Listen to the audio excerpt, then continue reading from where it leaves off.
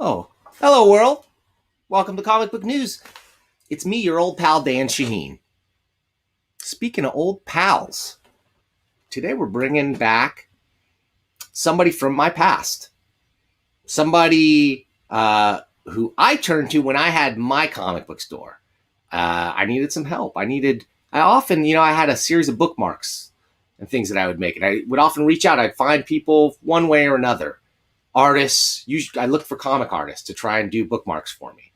Ryan was one of those guys who reached out to me for a tour for his own mini comics, his comic label, Elephant Eater Comics. Okay, so this guy came and I go, man, I need a bookmark.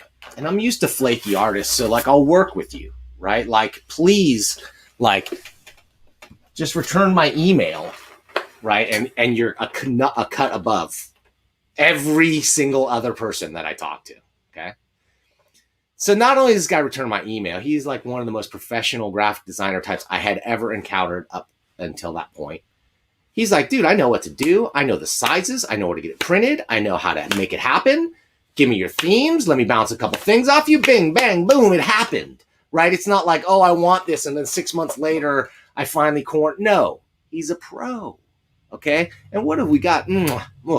So beautiful. Comicbookshelf.com. This was my attempt at an all automated comic book store. Comic graphic novel store, rather. And I built my own review engine for customers to review books and see things and whatever. And I wanted something that showed the whole automated whatever. I don't know. Didn't work.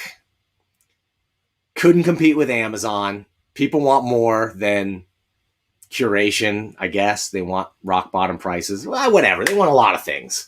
I didn't do it then. But man, the one part that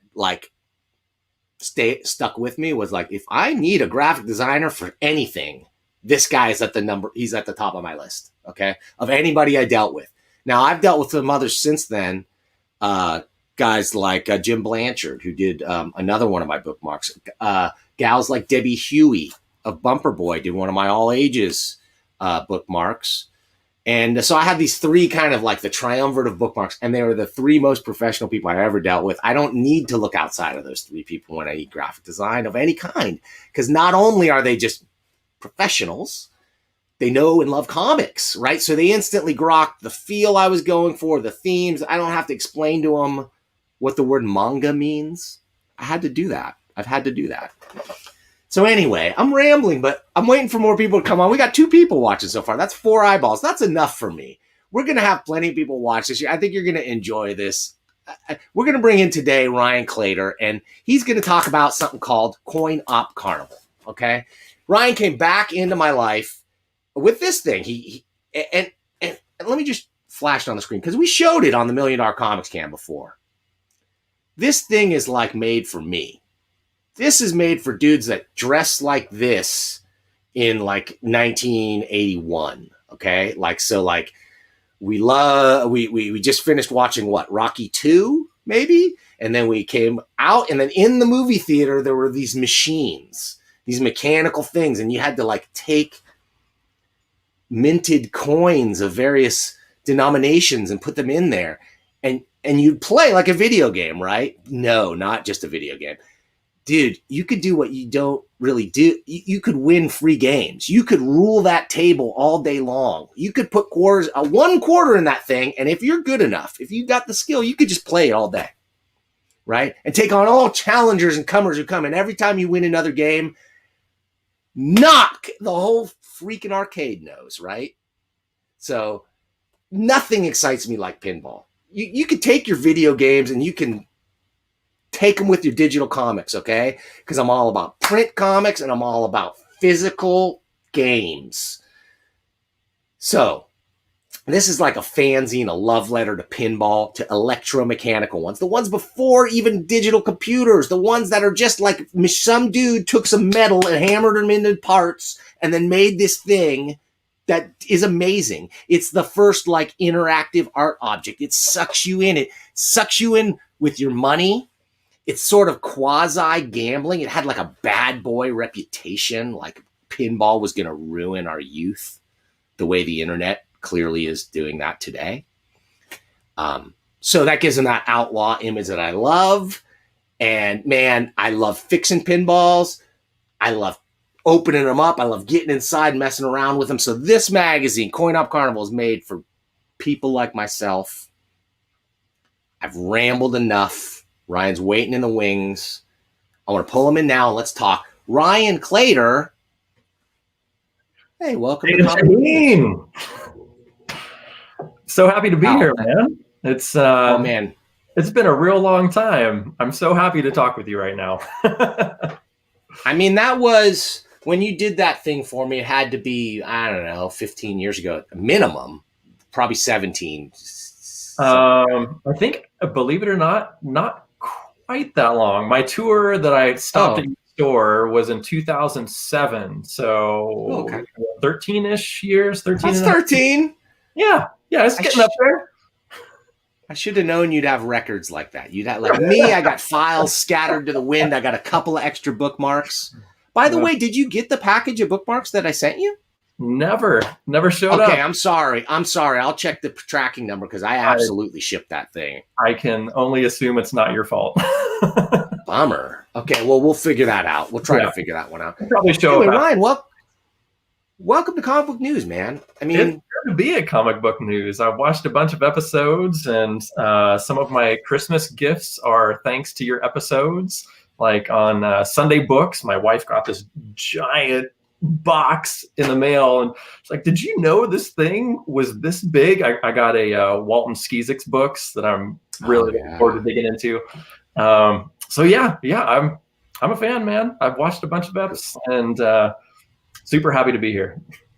Awesome, man. Nothing makes me happier than that. I don't have a huge audience. I'm never gonna have 100 million subscribers or anything, but I know that people genuinely watch it and get a kick out of it. That's all. That's what matters to me. You know, I think the right people are watching. Like, you're having such cool guests on outside of myself. Like, you know, Gary Groth was on the other day, and you had Steve Jeppy, and just like people you don't normally get access to. You've been interviewing them, and man, Noah Van Sciver was great, and I love what you're doing. Like, every guest you have on, I'm like, yes, I want to know about them. Mile High Comics. Oh God, what was the guy's name? Chuck Rosansky. Chuck Rosansky. Thank you. Sorry, Chuck. But that was such a fascinating and heartfelt interview. And so genuine. You should have heard the backstage chat, because we just talked for an hour before that. You know, like a really long time. He's a great guy. So cool. Speaking of cool dudes, thanks for queuing me up here. Let me give a little promo here for what's going on next. Wait a minute. No, I don't even have my next week's slide. Dude, next week. I haven't announced this yet. So here we go, Ryan. Next week. Hoop. How about Gene Yang? Nice. I know you've been talking about Dragon Hoops a lot recently. Oh, dude, I'm not. I mean, I've been hyping it to the point where I go like, am I really comparing this thing to Art Spiegelman's Mouse? And I am. I got to I check like. that out. I still haven't read it, but I need to, especially after all you've been talking about it. And then I got American Born Chinese last week. Have you read that? Mm-hmm. Yeah, it's been a while. That is an amazing book in and of itself. Amazing. That's his take on race relations that he does in there, and then carries over into Dragon Hoops too, is not just surface level kind of token mouth lip service. It's like, I don't know, it rings true to me. Very cool. Yeah, I need to pick it up. I need to tell my wife I need another Christmas gift now. Well, you'll be able to find that one wide. I feel like that's going to be a monster hit. At least I hope so. Did that just come out in 2020? Yeah, it's a new release this year. It's going to be on my end of the year. I'm going to have a best of the year show, best and worst, the besties and the worsties, and you can be sure he'll be on that. And then, man, following that, the week after that, it was supposed to be the week before this, last week, but I had a little health issue. We're going to bring in, oh my gosh, Elliot R. Brown, okay, who's actually, what a close tie to what you do. Are you familiar? Are you a fan, Mr. Brown? Isn't he the guy who was doing the Punisher? What was that? Armory? Series? Yeah. Well, but he also did all of the diagrams in the official handbook of the Marvel Universe.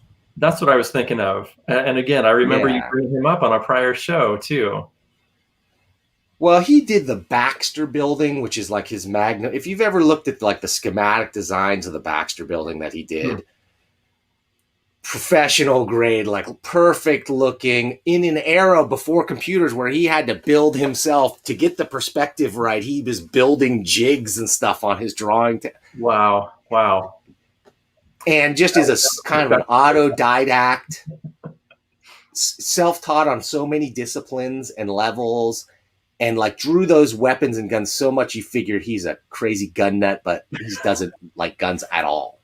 It's wonderful. That's so interesting that he would dive into that level of research on something like that, because I'm not a Punisher reader, believe it or not. Well, you know, to tell you the truth, never was a big fan. It was that book. I mean, I like Garth Ennis's take. If you read any Punisher, you want to read the Punisher Max Garth Ennis stuff, not the humorous stuff, which is okay. That's kind of where the movies went. But after the movies came out, Garth took it in a completely 100% realistic direction. That's the best Punisher comics ever made, and they still have not translated that stuff to film or TV yet. So the best Punisher, I feel like, is ahead of us in other media. But the ultimate, I mean, I'm not going to say Elliot R. Brown is writing at the Garth Ennis level, and I don't think he would say that either. But the level of thought that he's putting into the character and the type of techniques and training he would have to do to be the Punisher, like that is what Elliot is about, realism, like what it would take to really do that. So is he going out and interviewing cops or military folks, or what is he doing to get this level of authenticity in this work? He's going to SWAT team conventions. He's going to he's writing to law enforcement officers all over. He's subscribing to those magazines and just reading up and learning about it. And as a guy who's just interested in technology like I am, like, dude, I don't like guns. I'm not into that stuff, but that is a great book because it is written from such a clean, there is no psychopathic tendency. Like it is completely just like, it might as well be like just the most sane person ever writing, but he's so insane. I don't know. It's perfect. It's a wonderful, wonderful book. I really love it. But I digress. We're here to talk about you, man. But let's dive in a little bit. Tell me, where's pinball coming from, Ryan? Where's you got how many tables behind you, and what's the fascination with pinball?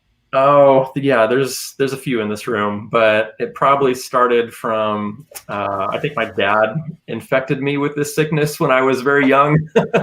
He had originally when we were, I don't know, I think I was maybe 3, 4, or 5 years old. and he got Charlie's Angels pinball machine. It was the solid state version, just on the cusp of that electromechanical to solid state conversion. And he traded that one in for a Flash Gordon, and we also got a Mr. and Mrs. Pac-Man. So those are the two we had growing up and are still sitting in my parents' basement today. So those really got their hooks in me at a young age, and I remember playing them a lot. And then kind of forgot about pinball for quite a while. Well, let me ask you this, Ron. Well, let me ask you this. Here's the thing with pinball, right? How often were those things out of commission or broken or like needed repairing and like? Yeah, I mean, who was doing that? Was his dad a handy guy and he was diving in, or what's the? They worked predominantly. You know, those. I feel like those early solid state ones are tanks. You know, I've got a Williams Whirlwind here, and it's hard to make it malfunction. But which is a complex table, right? With the spinning central, like spinning disc, the fan on the back box. Yeah, there's some stuff going on there, but man, it's a tank. So anyway, it predominantly worked when we were kids, and he wasn't interested in fixing them. So I guess it's a good thing they worked all right. But yeah, I mean, pinball machines are 1-inch metal ball bearing flying around inside a plywood box. I mean, things break on pinball machines, and you have to have a love of tinkering if you're going to own one or more. So yeah, I think that young age in my house, in my basement, is where that love was established. And then, you know, in the just after the aughts, you know, maybe 2010, 11, 12, I was here in Michigan. I had recently moved in 2008 from California to Michigan. And I was bumming around town and seeing what there was available. And there's this place called Pinball Pete's, and they had some pinball tables, and I just fell back in love. They had a Whirlwind, which is the game that really got me back into playing again. And I love it. My wife hates it. She thinks it's so mean, but it's not going anywhere. That's my baby. That was the first machine I ever bought. And then, you know, the rumors are true. You cannot have just one. So you're not just an electromechanical guy. You really you dabble in the eras. Do you have a fondness for the electromechanical? Big time. Okay, tell me. You know, I appreciate pinball from all eras. I have games from the 40s on up into the 2000s and almost every decade in between. So I have a really wide spanning era collection. But yeah, I really do love the electromechanical games. There's a tactility and I'm not even sure if I can accurately describe it, but you know, the bells, the chimes, the clacking of the relays and the stepper motors and the score reels. It's a different experience. And I think I could sum it up a little bit. Like, to me, it's summed up in the fact that, like, if I bump that machine, like, the score is going to change. You know what I mean? Like, it's like how you handle, you can literally, like, it was the first time I ever saw, when I used to see, you know, pinball was already kind of out of fashion by the time I was a kid, a little bit. And, you know, you didn't know how to play. You never saw somebody really work a table until I went into the old Flashback Records shop. And they had a Flash pinball in the back, okay? I don't know if you know Flash. Design. Yeah, that's a Steve Ritchie design. Yep. It is. That, in my mind, is about as pure and perfect as that era of pinball machine gets. It's just the right balance of fun and playability. Some of the electromechanicals are a little slow. A little bit. I beg to differ. We'll come back to this. Okay. Some of them. But that one was perfect. And my buddy Steve Mormon taught me that you had to decipher. You had to do things in order. You don't just sit there and just not let the ball fall down the drain. That's what I thought pinball was. And I'm like, why would anybody play this boring game? And then when you realize the unlocking and like, oh, if you do this in the right order and then hit that before that, oh, buddy, like that was miraculous. Like, you have to understand this table And then the fact is that you could really understand it, but like this one has a worn bumper and this flipper's a little weaker than this one on this table. Like, I don't know, that turns me on a lot. Yeah, you get to know them. I mean, every single one of them has a different rule set to it. And when you start to understand that, you start to understand the madness of having all this stuff, because one is not the same as the next. And, you were talking about how electromechanical games can be a bit of a snooze fest. But I think they get a bad reputation because they're 40, 50, 60, 70 years old, 80 years old at this point. And some of these games have not been fixed in a long time. And so they're a little older, they're a little sluggish, but my Swinger pinball machine right back here, I got that dead on arrival. It was in some guy's barn. So just come get it for a song. And I brought it back home and opened it up, cleaned everything, put it back together. And you should see these pop bumpers. They are like bullets. That thing is so fun. I tried it out the first time with the glass off, and everybody's warning me. I was in these pinball forums. What do I click next? What do I clean next? And I think it's time to fire it up. Okay, put a ball in the. Don't do it without the glass. Oh, what do they know? It's a slow game. Pop it in there, and it was all over the place. I could not believe my eyes. So you get in there and clean these things and take care of them and put new components or clean those components. They are crazy fast. So that's fair enough. I think that echoes probably what I'm seeing is that most pinball games that exist in the wild, unless they have like an operator who knows what's going on, they are just not maintained. That's right.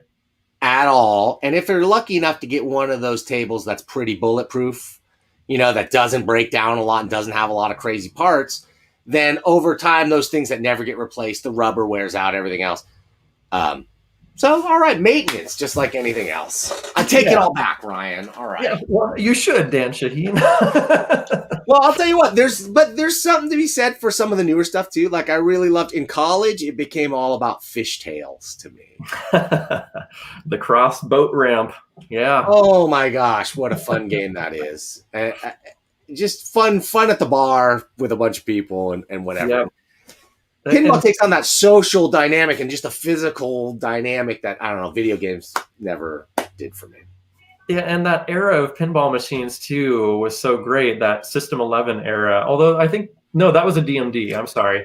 But that era of pinball machines, that late 80s, early 90s, there was still that like fun campiness to them. They didn't take themselves too seriously. Yes. I mean, you have pinball machines like Junkyard, and how are you going to find a machine like that today? There's no intellectual property tie-in. It's not taking itself too seriously. That's one of the things that I wish. No tie-in. Yeah, we're done with that, right? They pretty much are all just movie or media tie-ins at this point.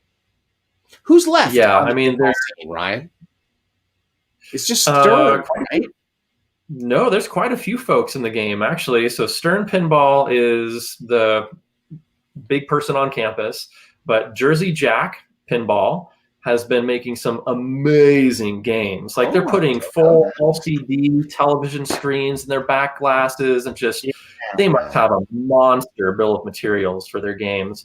But Spooky Pinball in Benton, Wisconsin is putting out games. I think they just put out their 5th or 6th game.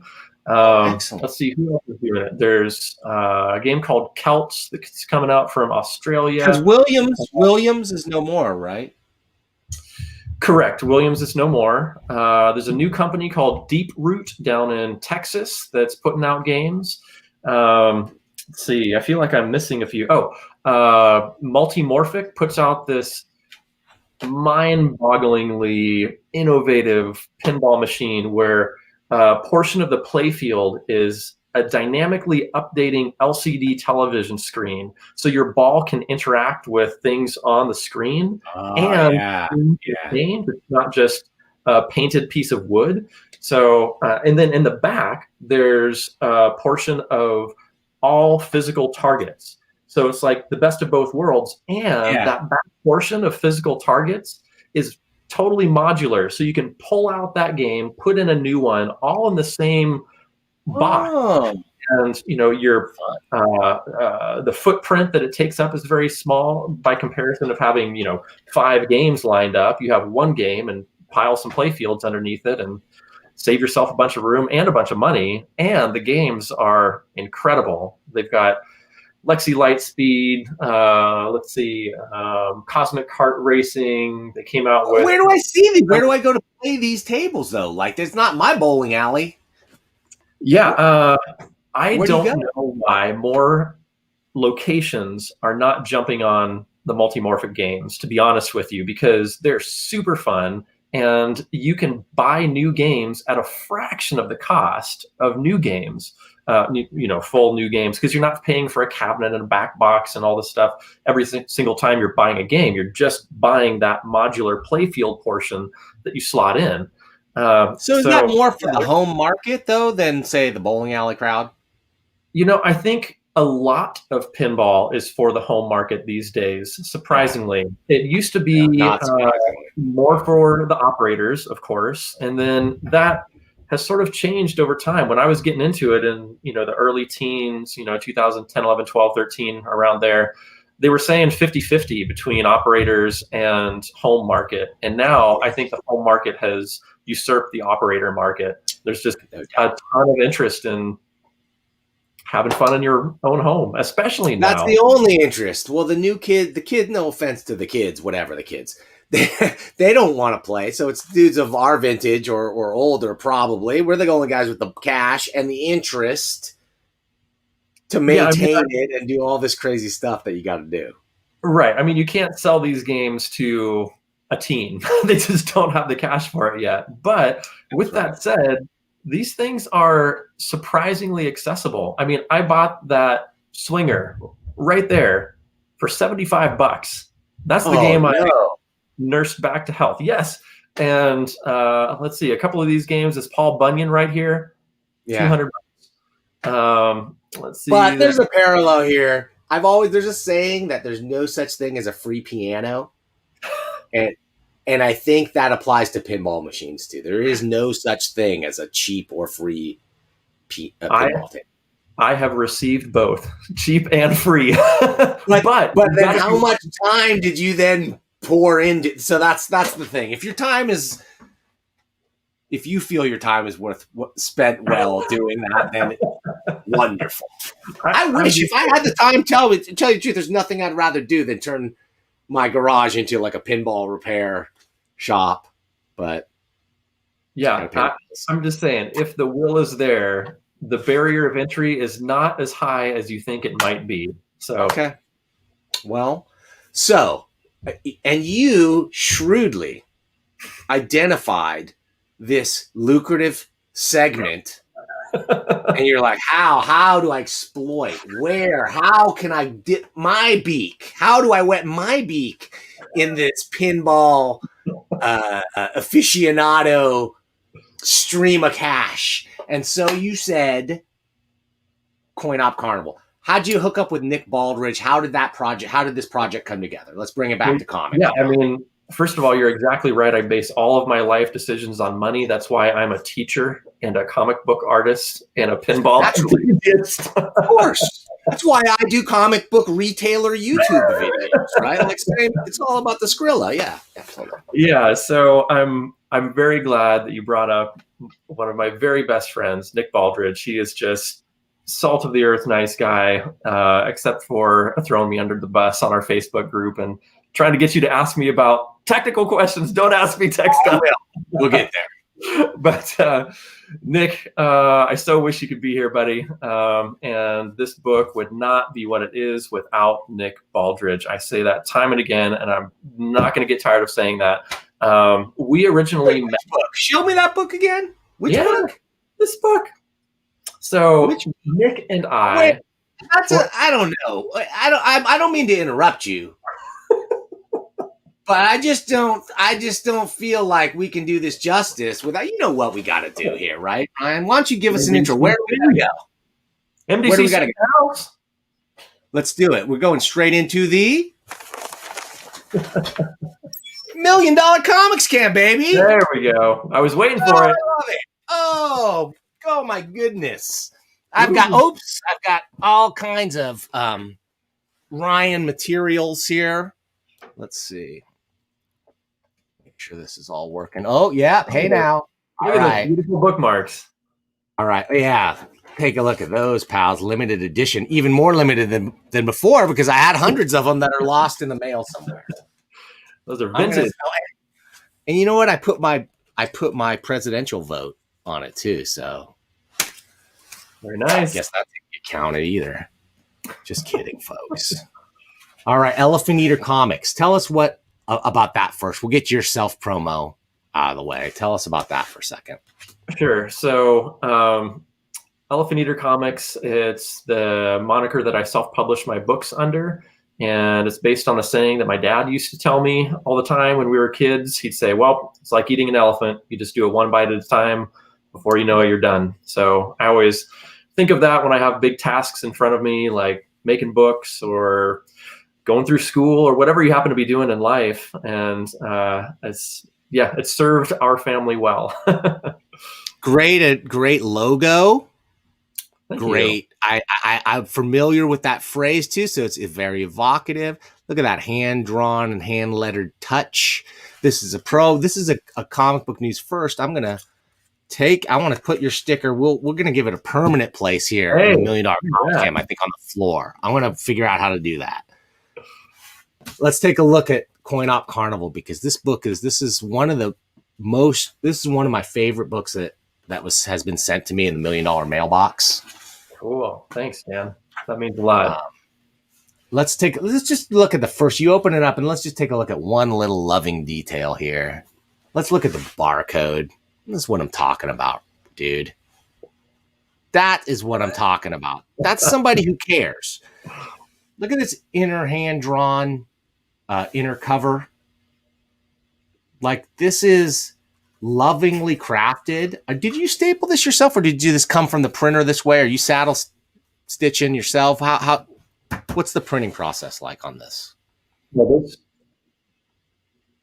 those are offset printed. And before we get too into the weeds, I super want to talk about my friend Nick Baldridge before we move along. Yes. So as I was saying, Nick, and there's even some pictures of Nick in there, some drawings of Nick. You flip the page. There we go. So he's here. And Nick is, we met by happenstance. I was listening to a podcast about pinball called The Pinball Podcast, and some weirdo wrote into the show talking about how his Bounty Bingo pinball machine had a deeper rule set than Twilight Zone, which at the time was, the most highly thought after deep rule set in pinball. There's been games since that have kind of upped that bar, but and when you say a deep rule set, you mean just that it's hard to unlock things. Like there's a crazy logic tree to unlock, kind of. Yes. And so he's saying that these 1950s games are deeper than these modern games that people say are, this is the deepest rule set around. This is a very complex rule set.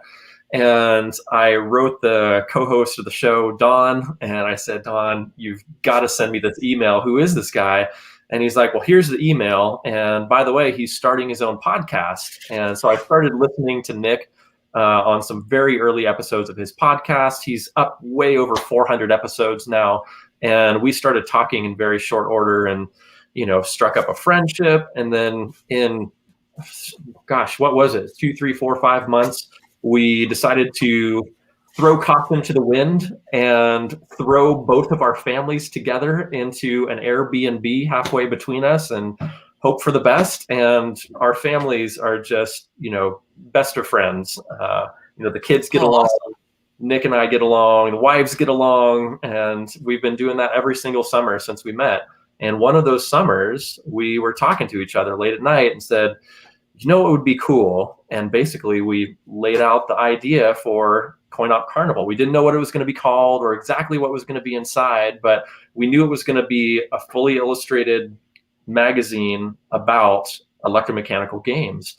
And 2.5 years later, we published the first issue. So I'm so proud of what Nick and I have been able to put together here. So your words mean a lot, Dan. Thank you.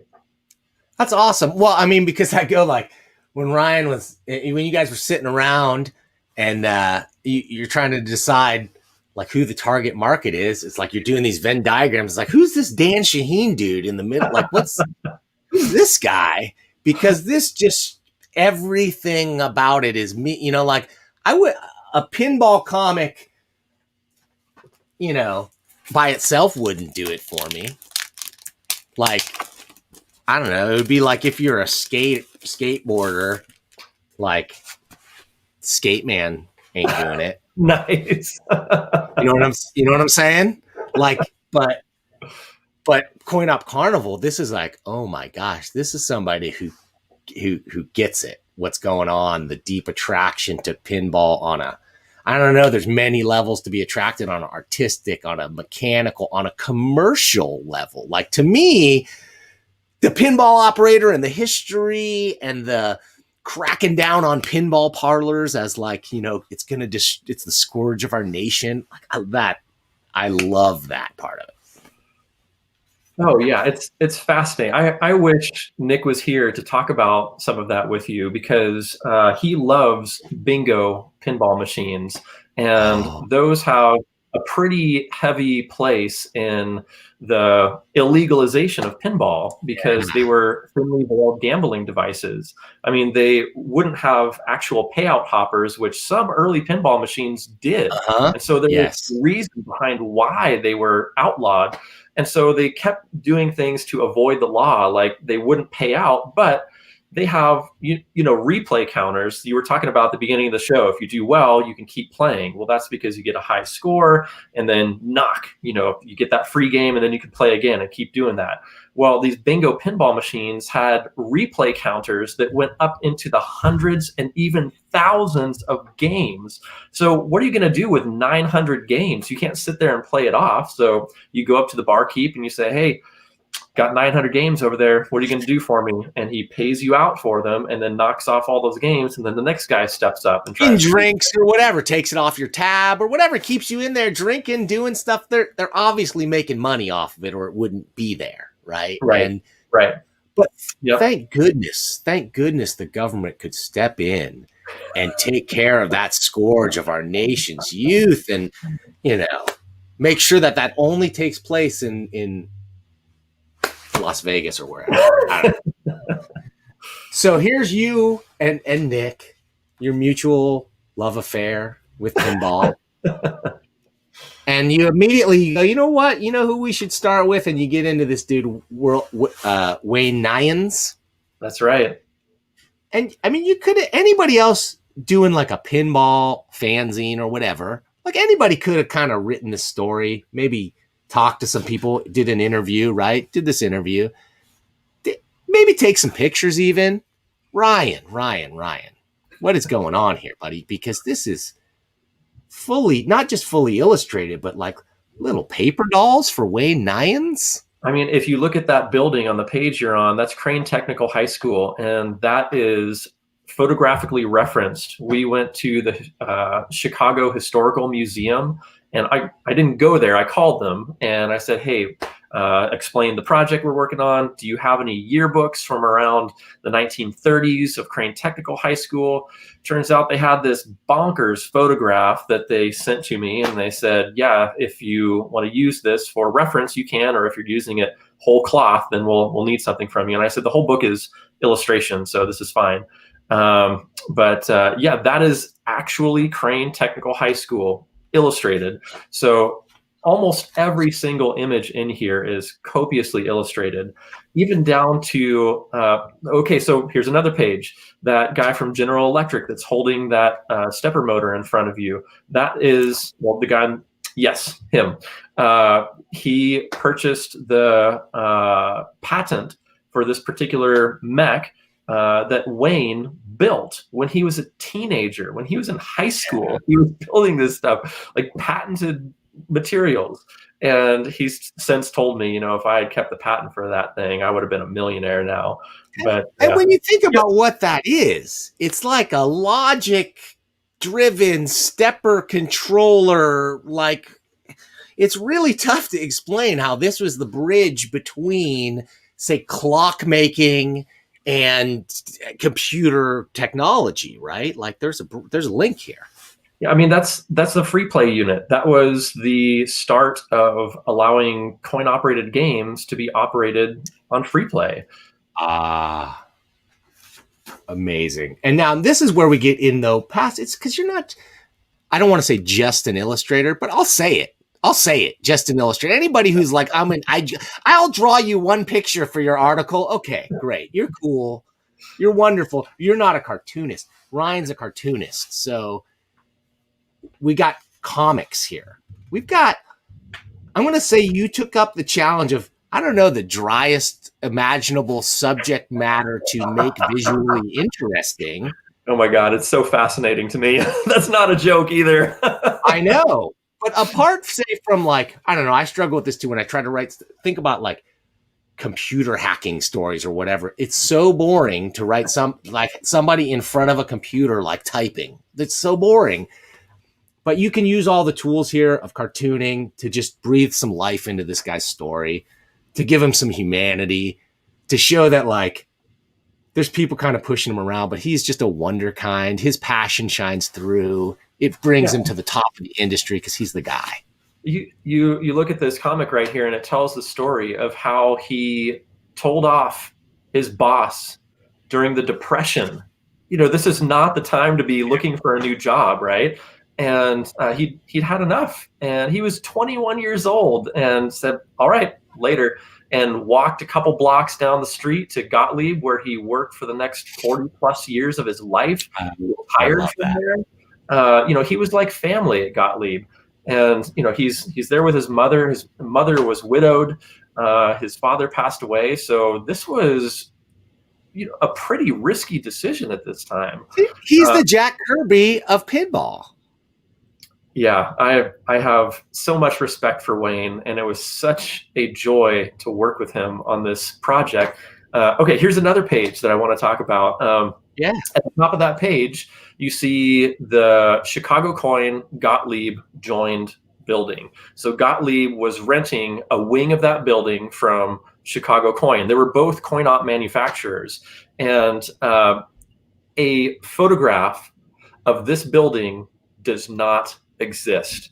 And I was bound and determined to make an accurate illustration of this. And so I talked to pinball historians. I went through different pinball books. I was looking online. There's so many dead ends that I ran into. And finally, I talked to Wayne, who, even at 100 years old, he's 102 now and still living on his own. He's still alive? Oh, yes, my gosh. Still alive. He's still living on his own. And Wayne has a tremendous memory for his time. Of course he does. So ultimately, I just said, "Hey, Wayne, do you remember what this building looks like?" He said, "Oh, yeah."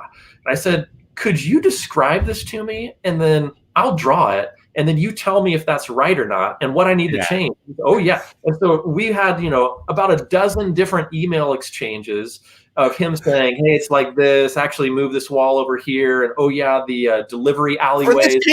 For this panel. You're killing me, Ryan. I love it because that is, I'm just going to say it, that's ridiculous. Like, so it comes up. Who's going to call you on it? Who's going to say it's wrong? Who's going to say it's right or wrong? But now that building is not lost to time because of Wayne. Because of Wayne. If we didn't have Wayne, awesome. Who would have known any of that? I looked it up. Because of you. Because of you. It could not have happened without Wayne. I completely credit Wayne for that. So that building comes up 3 times in Coin-Op Carnival. And oh, no. Uh-oh. We might have lost Ryan here for a second. Oh, did I come back? Can you hear me? You're back. Yeah, you're back. Okay. Yeah, you're back. Basically, because of Wayne, we have 3 artist interpretations of this historically significant building in coin-op history. Okay, this is my favorite picture probably of the whole book. I love it for multiple reasons. I love it because sure seems to me like I don't know if you drew this first or finished the page, but I just like the way it flows around the text. I just like the way it fits with the comic. I like your drawing style in general, but if we're talking about a guy writing schematics for a pinball machine by hand on a draftsman table, this is burning with passion. There's smoke coming off of his fingers because, dude, this guy is an artist, like a genius level artist. He was a Renaissance man. He was designing pinball machines at such a fast pace that there were years he had a manufactured pinball machine coming out once a month. To put that in context, today they have teams of people that spend a year or more making a game. He was one guy designing these games all himself, not just like what's screwed into the top of the playfield, but like how it's wired mechanically underneath and how that fits in with the logic of the game and how the rules work. All of that. He was doing all of that once a month. That's bonkers. I can't even wrap my head around it. It seems almost unreal. Like there must have been at the heyday of pinball, right? I mean, this was a big business. So he must have had a team of engineers or whoever, mechanical people under him, I'm assuming. He was nuts level. He was the designer. So he was the person who was designing games from the late 40s to I think late 50s, early 60s, around in there. His last game was Paul Bunyan, this one I have right here. In 1968, he came back when he was head of engineering. They needed a game to fill the line, and like, okay, go do it, Wayne. I'm going to assume it's like a great artist in the fact that he had done so many things. He had faced all those challenges and he knew his way around them that anybody else, it would have taken months and years and whatever.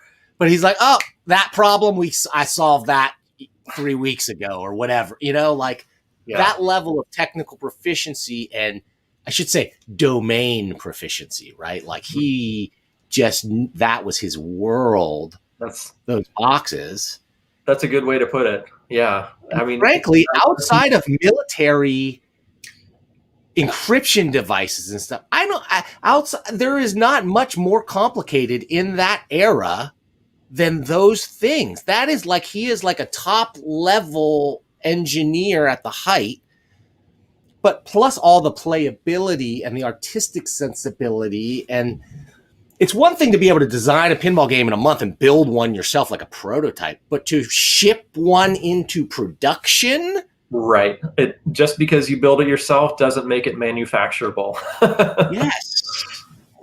Yeah. This is amazing. I got to go back and read it again because I was just like, these are the kind of people that really impress me. That just somebody who's just able to like find their niche and like he probably wouldn't have been as successful. I mean, he would have been a very successful engineer in whatever field he chose to go into. Yeah, and he was. I mean, you see some of those stories in there about his time in the military and fixing teletype machines, and it's pretty something. He's an inspirational fellow. I consider myself lucky to have been able to develop a friendship with him.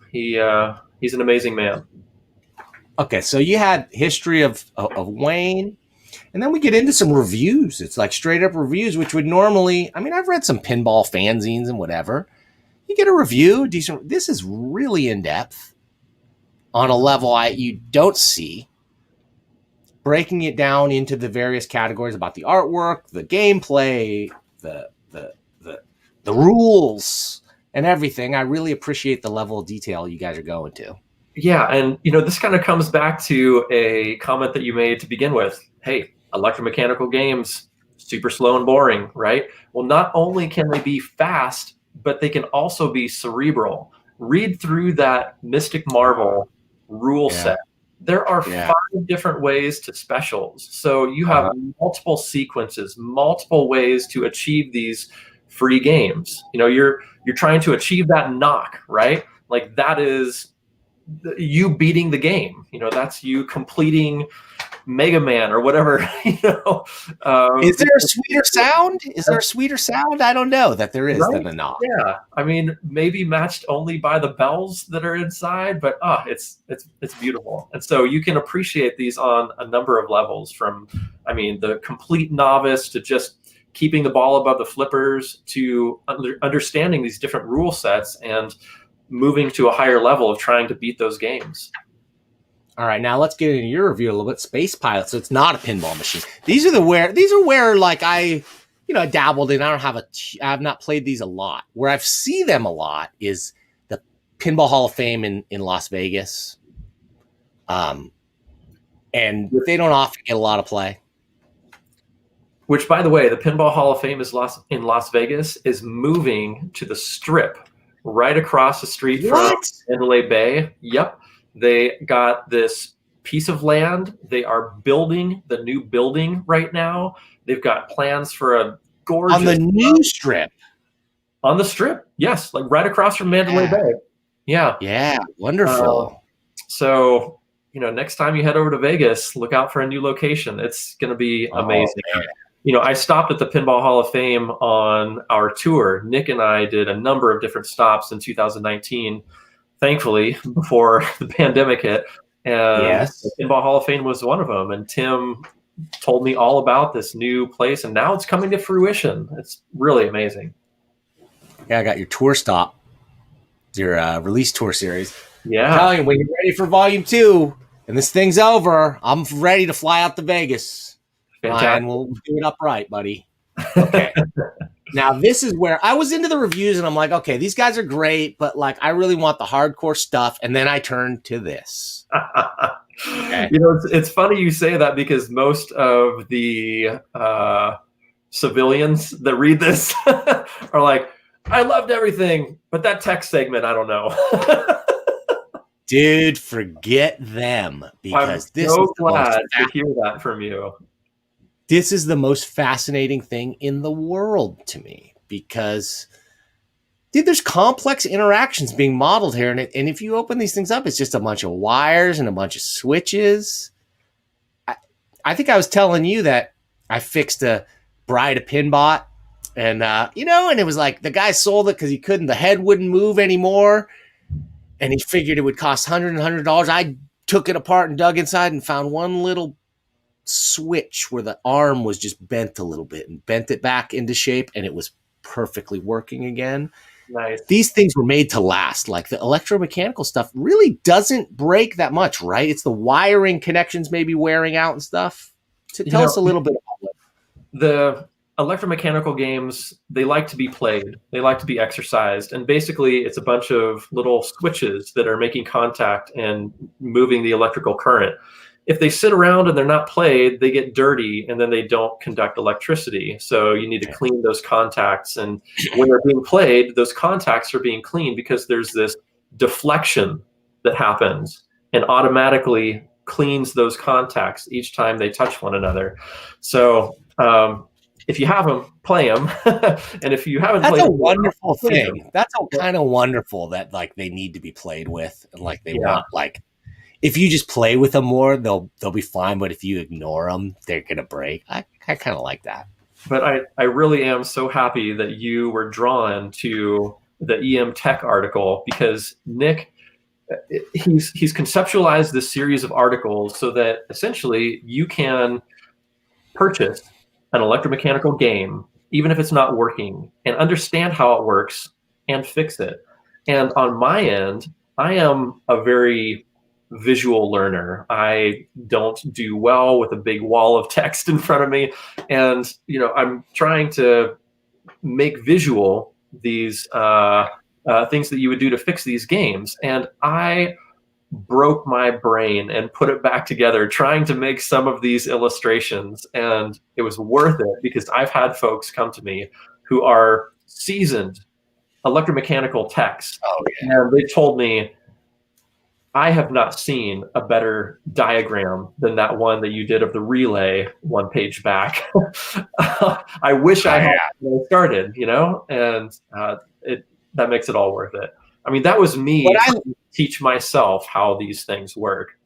Absolutely. Well, what I love about this too is that it's kind of opening my eyes a little bit because I always thought the electromechanicals would be much harder to repair and restore. But when you think about it, it's probably the electronic ones where like the firmware is bad or the chip is bad or an electrical connect, like it's going to be really expensive or impossible to fix. But maybe I could take a stab at one of these things. You can and should. They're cheaper. It's cheaper when you do find these ones. Nobody wants them because they think they're not working. But if I could just tune it up, then I could drive my wife insane and use all the rest of the space in the house. Electromechanical games, assuming wife approves, are almost easier to work on than solid state games because you can see everything. You can see if a switch is making contact or if it's not quite. You can see if something is turning or not. You open it up and everything is visible. Whereas new games, it's all on circuit boards. You don't know if the board is working or burnt or whatever. So I don't know. I think they're easier to work on than solid state games. I've tried to solder boards before and I suck at soldering. Yeah. But I can sure solder the heck out of an EM game. The contacts are much bigger. I can see. Yeah, they're all chunky, right? And like I said, it's like sometimes it is literally bend that piece of metal a centimeter and now it's working. Like, wow. You got a film review in here related to explain this as your review. Well, you might be familiar with this place, Dan. It's the Amusement Mécanique on the Fisherman's Wharf, and they've got okay. That you won't see anywhere. I mean, penny arcade type games that most of them, I can't even believe that they put out into the public to let people play, but they are adamant about these games being played. So I hope that since you're within driving distance that, when it's safe, you'll go check them out because it's really an incredible experience. I was on the phone with Ed's son talking about this article. It's the Edward Zielinski collection, and his son Dan was the fellow who I was talking with and getting my facts right on this review before I published it. So I know they've also been falling on difficult times recently, as has every small business. So, of course, if there's anybody in the Bay Area, go check out Amusement Mécanique. It's incredible. They have their own machining shop there because when things break on these old games, there is no replacement part. So they have to create their own parts for these things because they're so old. Okay. Yeah, all you video game nerds out there, look, there is no video games without this stuff, right? There is no entertainment arcade industry for arcade games to even be created for without the market that these things created. Not to mention the level of sophistication of design, techniques, and just artistically beautiful handcrafted objects. Amazing. Preaching to the choir. Yeah, obviously, duh. But as the last final I go like, man, Ryan, like, what else could you do? Like, how could you make me happier? What else can you do? Dude, paper craft pinball machines that I'll never cut out. I'm never going to put these things together. But I could. They work. I've done them. And I was thinking, you know what? These games are not plentiful. And so if you can't find one to purchase or play, we've got your back in the form of a 7% scale model of those featured games that we reviewed in this. How about collectible mini pinball tables of classic games, Ryan? That's a market right there for people who don't have the space or money, but they want pinball in their life. Believe it or not, they exist. Well, because you can download all the classic tables and play them on computers, which is kind of almost fun. It approaches fun. Because you remember when you did it in person and it really was fun. Like it reminds you of fun times you had, but it's really not that fun. I mean, I think it's easy to hate on virtual pinball because it's such a physical experience and you can't replicate that. But I think virtual pinball does a lot of great things, like introducing people to the hobby that have no idea what pinball is. They know what True. They know what Steam is. They know what video gaming is. And so when they see it, True. they're introduced to it. And many of those folks have been introduced to pinball and become physical pinball nuts. I've heard so many people talk about how they didn't know what a pinball machine was until Pinball Arcade, and then they purchased a bunch of their own. But it's also really helpful to learn rules on these games because some of these rule sets are extremely complex. And Pinball Arcade did a great job of documenting these rule sets. They even had these tutorials that would take you through each shot, and not just each shot, but like, what do you need to do to lead to the next, rule tree to open that up? It's not just achieving multi-ball, it's progressing through a system and trying to beat that game. So I would not. It's kind of cheating to not have to fork over quarters and have to elbow people out of the way. But all right, what are you gonna do? Gotta slap that quarter on the glass. Cool. Wait a minute. Hang on a second here. I'm gonna pop back into the old arcade. There's that beautiful large Trek and Monaco, and what else you got there? Face Off, nice. I got the goods. My favorite table probably is, or not my favorite, but Bride of Pinball is my favorite, but one of my all-time faves. I used to play after school, and it's very rare, it turns out, very hard to find and mechanically interesting. You ever play Bonsai Run? Yes, with the play field and the back glass. Very collectible. Amazing game. Very collectible. You're right, there's not a ton of them around. I, believe it or not, know a few collectors, and a few of them have it, and so I've been able to play that game a bunch, and it's tremendous. It was Pat Lawler's first game. So Pat Lawler is the designer of Whirlwind, my first game. Oh, that was his first, right? Yeah, that's a heck of a showing for your first game. It's a wonderful game. It's motocross themed.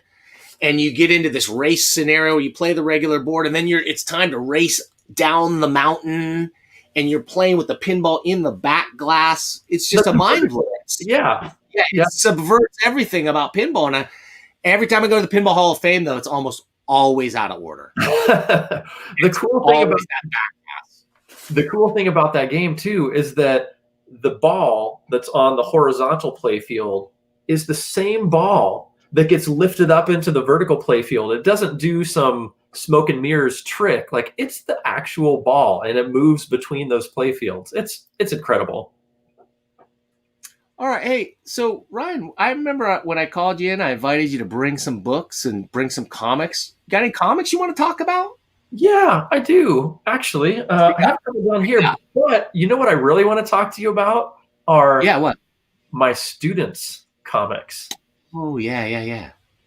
Great. I don't know if everybody knows this, but I am a professor at Michigan State University where I teach comic studio classes. And I've also spearheaded the comic art and graphic novel minor course of study there. And at the end of each semester, in the before times, I would typically have my students do a professional development opportunity, like an in-store signing or an in-store signing tour in the case of my advanced comics classes, where they do several stops around the state of Michigan. In COVID times, obviously we're not doing that, but we've transitioned to an online event, which is happening right now. So it's happening from December 10th to December 20th, 2020. And it's online at tinyurl.com/MSU intro comics fall 2020. I wish you had given me that before. We can put that I'll put that in the links below later. We'll put that in the show notes. Yeah. And there's one for my advanced class too. Just replace intro with advanced ADV. And I think I sent you a couple graphics there that the students did to promote their event. And it's been going for about 5 days now. There's about 5 days left. So if anyone's interested, you can head over there and see what my students have been making. They've got some really incredible stuff, and I'm super proud of what they've been making. So yeah, I want to make sure I mentioned that. And I got a couple more things in my notes that we wanted to mention for also as well. So besides pinball, you got other quirky things you love. One of which is tell me a little bit about neon. Oh man, so this all started about 6 or 7 years ago when my good buddy Pete Mathis, hey Pete, he was turning 40, and his lovely wife wanted to get him something special for his 40th. And it turned out she was going to get him a custom neon sign. I didn't even know this was possible in this world to get a custom neon sign. So I helped her design the sign for their arcade. And ever since then, I've been pining after that sign. Every time I came over to visit Pete, I'd go down to his basement and look at that neon sign. And my wife knew that I really wanted something. So when I turned 40, 5 years later, we also got a neon sign. Here, I don't know if this is going to blow the camera out, but it's right behind me. So this is... Oh, beautiful. Oh, Ryan. So I don't remember the neon. I had custom neon at Hijinks Comics, but not like this, baby. So this is our custom neon that we had made. And as I was designing this, I was putting some designs online, and people were following along my basement rebuild. And to my surprise, somebody contacted me and said, I want you to do that for me. And never in my wildest dreams did I think this was going to turn into a thing that I would do for the, we've been doing this for over a year now.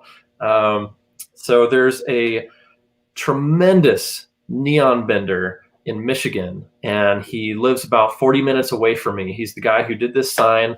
His name is Josh Goodacre, and that card that you held up is his business. It's the Neon Shop. So I designed that logo for him, and he bent it, and there it is again. And we have just been making sign after sign. Usually we're doing a collaborative sign together about once a month or so. And people see these signs, they want a custom built sign, and we make it for them. And these are people all over the United States, not just Michigan. We've had orders from Missouri to Canada to the East Coast. We've had some delivered to the West Coast, to Colorado. So they're all over the place. And what's the pricing like? How does it work? It varies wildly based on a number of things. So size, the amount of glass, the more glass there is, the more expensive it is. If there's animation, it goes up in price because every single frame of animation needs a separate transformer. Sign, right? Yeah. A separate transformer, yeah. Separate transformer altogether. I see. Yeah. So the more frames of animation you have, the more transformers you need, the more money you're forking out for transformers. There's also specialty colors in glass. So you can get a traditional neon red, or you can get a ruby red that's like a classic color. It varies wildly, but we've made signs anywhere from, I'd say in the hundreds to upwards of $5,000, depending upon how complex they are.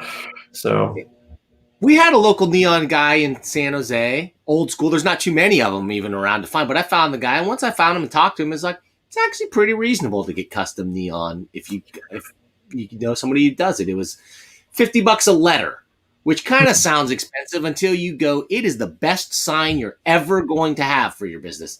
So Amen. Much so that some communities outlaw neon signs. Are like, it's too effective. It's too good.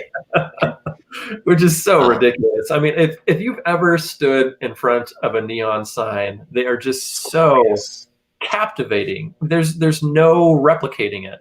Sometimes I'll come down in this room and I'll just flip on the neon and not even play any games. Just look at the neon because it's so gorgeous. Oh, I love it. There is a car dealership, like a little car dealership on the 101, and Bob's Fine Cars, okay, and they've got it's one of the last of the old. It looks like it was from the 50s, and it's got a full neon display. Wow. It is just so classy and amazing looking. Love it. Love it. Neon adds a touch of class. I may be in touch. Can we get like a sweating pig? Oh my God, I would love to do that. I just did a Cheshire cat where everything but the mouth is on this blinking animation. So you see the mouth, and then you see the whole cat, and then back to the mouth. So yeah, I'd love to do your pig logo. Drooling, sweating pig. Well, we'll talk, man. I could get into it. You know, we're official business here. That's a business expense. I got to let people know what's going on here. You can write it off, right? Hey, speaking of which, if you don't mind for a second, you know, guys, you saw the $1 Million Comics Cam. If you got stuff you want to see on the $1 Million Comic Cam, you got stuff you want to see on this show, how do you do it? Well, it's real easy. Just send your stuff to Comic Book News, P.O. Box 1163, Arcata, California, 95518. You just send it to me. I got a stack like this over here that we're going to show on the $1 Million Comics Cam.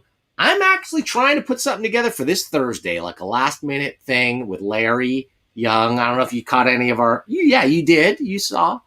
When we did your book.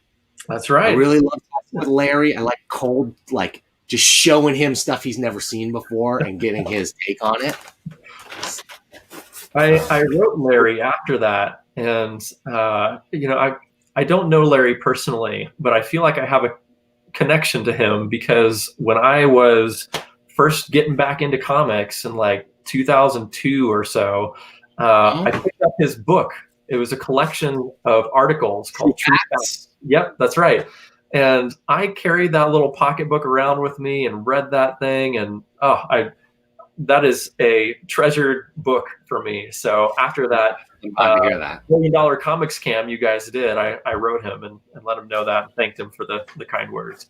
Full circle, circle of life. Seriously. You'll notice at the end, in our credits, Larry Young is thanked, and his thanks is for True Facts, for sure. That's very cool. I feel he published some great books and stuff, but I feel like he was sort of the follow-up, like after Dave Sim was like, nobody wants to follow Dave Sim's advice on publishing anymore. So like somebody had to fill that gap of like, what do you do? How do you publish comics in the 21st century? Right. And Larry really stepped in and helped a lot of people, launched a lot of careers, and published a lot of fun comics. Yeah. I love that stuff. Well, that's cool. I'm glad he's still doing that with you, that he's willing to keep coming back on.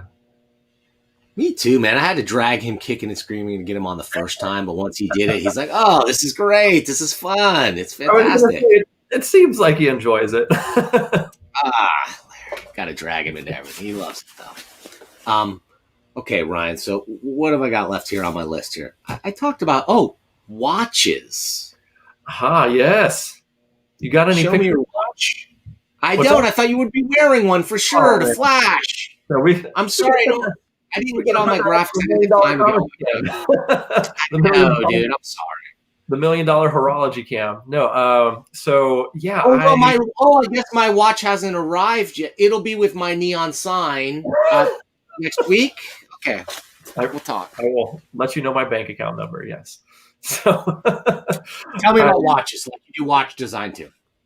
Yeah, I about a year or so ago, I started getting into watches, watch design, watch collecting. You know, it's kind of an extension of all this. You know, they're mechanical, but on a very small scale, but also very artistic. You can have watches look like anything. And I ran across this company called Mr. Jones Watches. They're based in London, England, and they make artist design watches at a very high caliber. And I was pining over their site for a number of months before I just said, okay, I'm going to email this place and introduce myself. And I did. Said, this is what I do. Pointed them to my website and said, I would love to work with you at some point. And the owner of the company wrote back to me and said, we love your work. Let's make something happen. And so I gave him 3 different options based on, oh, there it is, based on different movements. So a movement is in a watch is like how the hands move around, and there's different ways that happens. And so I gave him different designs based on different movements. And this was the one. It might be a quartz movement. It might be well, like, what are the options? Mechanical or automatic or quartz. Yeah. So gave them designs based on a number of different ones, but they also have like different complications, like a date complication or a jump hour or different things like that. Like, how do you incorporate all that into the design? And they thought this was a really unique take. Oh. And, so essentially it's like an old time carnival shooting gallery. And those targets that are moving, in a circular way are targets that you would shoot in those shooting galleries. But the upper targets are the hours, and those lower targets are the minutes. So there's 12 of each of them, and they continue rotating around, and you read it based on where those numbers sit in relation to, I don't know if you could see those waves under the ducks, and then the flower underneath the minutes. But both of them have pointers to which numeral time it is. Wow. Cool, man. I guess I didn't even realize that. I was looking at it. I was going, where are the hands? I didn't look at it closely enough. So, wow, cool, man. You're like, how can I make it harder to tell what time it is? Well, how can I? This is a beautiful image. Very classy. I'm going to wear this with what? A seersucker suit? Maybe dress it up, dress it down, do what you want, Dan Shaheen. All right, dude. This is cool. This is cool stuff, Ryan. Thank you. We got some comments here. You ready to take some Q&A from the old CBN gang? Sure. Let's hear what they got. Okay, let's see. Lime's dad says, "Hey guys, wouldn't want you to go without a chat message. I used to enjoy pinball." Well, we got a few more. Lime's dad. Can't see arcades and bars surviving much longer, so may have to buy a table someday. I want to say this, that the death of the bar and outdoor industry could be the pinball machine surplus buyers bonanza, right? Yeah, pinball locations have had a really tough time during COVID. And so there's been a lot of folks who have just been purchasing gift cards for places that have pinball machines, just something to keep them alive during this time, because it's the most tactile, touchy surface around, Yeah, you're sitting right on top of it, sneezing all over it or whatever. Yeah. Yeah. So, hopefully once this vaccine gets administered, we can go back to some sense of normalcy. But I'm really hoping that a lot of them make it through it. Some have not. There's still a lot of them hanging on, though. So, look up your local pinball place, Lime's dad, and go pay him a visit or buy a gift certificate there. Keep them alive. Get a VR helmet. Go get a VR helmet and go like in the dark somewhere and pretend you're playing pinball. I'm sure that'll be a lot of fun. Oh, we got a Wayne Nyans fan. Cool interview, nice illustrations. Hey, Steven. Is he like a common name? Is he like a household name in the pinball world or what? Like Wayne Nyans? Depends on who you talk to. If you talk to the young kids, I don't know if they know if Wayne Nyans or not, but he was a visionary. He was the most prolific pinball designer ever, of all time. There's no topping him in the number of games that he produced. Okay, we got one more comment. Oh, from friend of the show, journalist and author Dan Garino. Dan! He wrote the book Comic Shop, all about the sort of the history of the direct market and comic book shops. Hoping to have him on the show soon. Dan says, "Hey, such a great book. In addition to being a cartoonist and a teacher, Ryan is a road warrior, visiting every comic shop under the sun, and I can attest to that because he visited mine." Yeah, I've chatted with Dan at a number of conventions, and before Comic Shop came out, he came up to my convention table and introduced himself and said, "We need to talk." because you've been to a bunch of places and I need to know about some of them. And so we Yeah. had great conversations about different comic book stores, and he was nice enough to feature some of my words in his book, Comic Shop. And so Dan's a great guy. Thank you for tuning in, Dan. Yeah, you're reminding me we got to get Dan on the show. I've been meaning to do that for almost a year now. I keep You pushing should. it off. We'll talk about his book. That'd be fascinating. And also about like he did great work. Nobody else covering that kind of territory, but there's so many shops that he couldn't get, or he didn't have time to get to, or he didn't have the right connection to. That we hope there'll be a sequel. And you could talk about some of because there's some historic shops, a few historic shops at least that were missed. Not to mention my very own. Okay, Ryan, I got to get out of here. If you got time to talk, if you can stick around, we're going to play closing credits at the end. You know how that goes. We got a little cameo. I hope you don't have any wheels hanging around because, well, you'll find out. You just beware the wheel stealer, and we'll see you soon. Stick around. We'll chat in a second, and I'll get you out of here. I got to wrap up the little show business. I'll get my boots on my wheels so they don't go anywhere. I'm good. Any last plugs? Any last plugs you want to do? How about your website?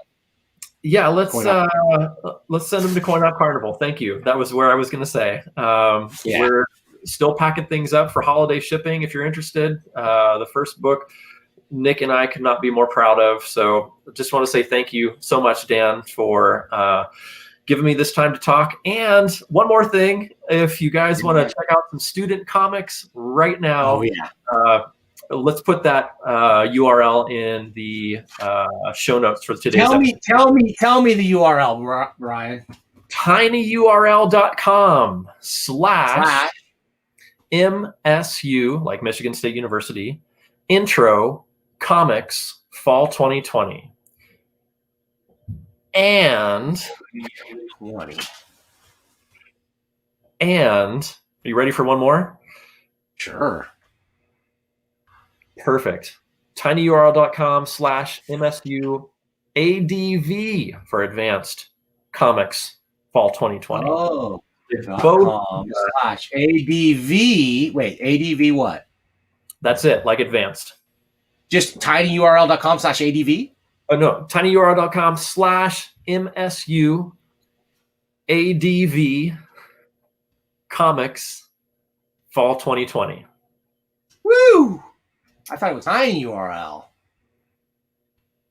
You should have used giganticurl.com where we will increase your URL size. All right, I'm just giving you crap. There we go. Thank you. Check out these websites, guys. Check out the Ryan student. I'm sorry I didn't link to more of your students' work.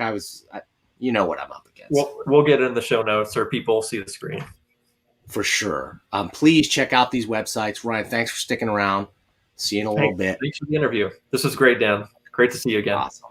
All right, see you soon. Oh, guys, that was Ryan Claytor. He's professional. He's a pro. That's what when I think of Ryan, I think of pro. That's been my impression of him since I met him the very first time. There's a lot of people that the success in comics and in art. I just want to say in art-based professions, talent is a humongous portion. I'm going to say at least 49% talent. Maybe more for some people. Some people it flexes up to 80, whatever. Ryan's at a high talent level. Like he's been doing this for a long time. So I'm not going to say he's just like all business and he's got the package. He's got the combination of talent, gumption, and just like doing what he says he's going to do. Like not wasting your time when you need something professionally from somebody. That's what to this day impressed me about the guy, and why when I saw this comic come out, I go, I know there's going to be follow-up issues to this. I know the other issues are going to come out. They're all going to be at the same high quality level. And frankly, when it's all done, it's all going to come out in a big, thick book anyway, and you'll buy it in that format, and you'll buy it again and again and again. This is going to be a perennial. They will sell it at pinball conventions for all time, because I've gone to these pinball conventions, and they sell some pretty crappy spiral-bound pamphlets of like, here's Williams diagram from 1972 and good luck, right? Not this.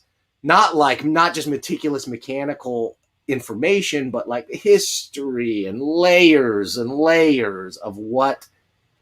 I just thought about this for such a long time, about what a rich art object a pinball machine is and how unusual it is in our culture and in just in the history of art and interactive art. It just, I don't know, it holds a very important place to me. I think about it way more than I should. And speaking of thinking about things, thank you for thinking about this show. Thank you for clicking like if you liked it. Thank you for clicking on that subscribe button. Hey, and if you really like it, consider hitting that sexy join button. Yeah, you hit join, and you know what's going to happen? I don't even want to tell you. It's so fantastic. You're going to have to go click on it. You click on it, and you see all these levels. I'm going to start adding a new one. I'm going to do live reads, and I forgot to do a live read today that I meant to do. I just want to give one more shout out to one of my previous guests, William Hoffneck over at Make More Comics. Okay, the Arts Micro Grant to support independent comics publishing. Go check out makemorecomics.com. This dude wants to give you free money to make comics. Whatever. He's got problems. I can't help him, but I can help you take advantage of him. So go seek that out, get some free money, make some comics. I have got a stack like this of comics people have been sending me. Really cool stuff. Some of it you can't buy in stores. Some of it is just passion plays of people out there who love comics, who miss the fun, good old days of comics. That's what this show's all about. So please send me more. Thursday, I'm going to try to clear out the box so we can start the year fresh. But please, I'm going to put the address up one last time. Please send your stuff to Comic Book News, $1 Million Mailbox, P.O. Box 1163, Arcata, California, 95518. Didn't even have to look at my own address. So, next time, who do we got? Oh my gosh, I already spilled the beans. We got Gene Yang, Dragon Hoops. We're talking about, like, this is it, guys. You're going to look at this book and you're going to go, what? Okay, huh? What is this, huh? Why do I want Batman is wearing this? No, he's not. It's an amazing book.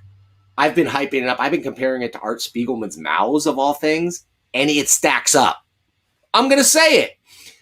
We're going to talk to Gene. We're going to drill into American-born Chinese and his oeuvre.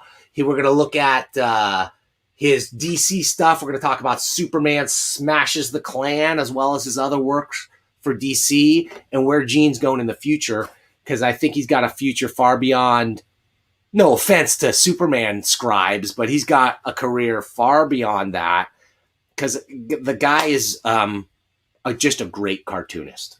Okay. Thanks for checking us out. Stick around. I got to roll the credits.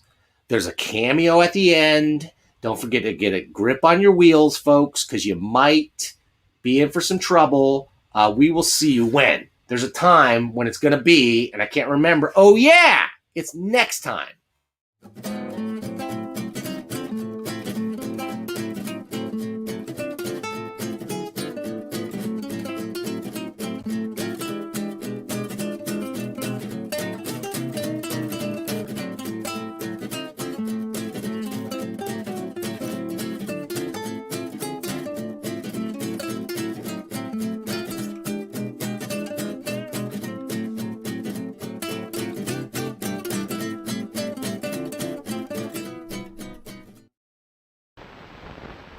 It all started when I discovered wheels. You know, these wheel-shaped, cheese-flavored snacks that taste so... cheese-flavored. Anyhow, I was fixing a tray of wheels when suddenly I saw a wheel stealer. I am a wheel stealer. And he ate up all my wheels. So then I fixed a tray of flutes, these flute-shaped snacks with a butternut flavor. But when I turned my back, a flute snatcher got them. The flute snatcher strikes again!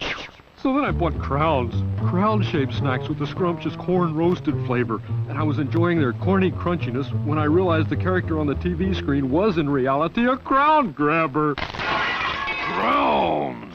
So that's it, friends. When you eat wheels, flutes and crowns, you're going to meet wheel stealers, flute snatchers, and crown grabbers. But beware, they're very sneaky and have all kinds of disguises. Why, there may be some in your house right now.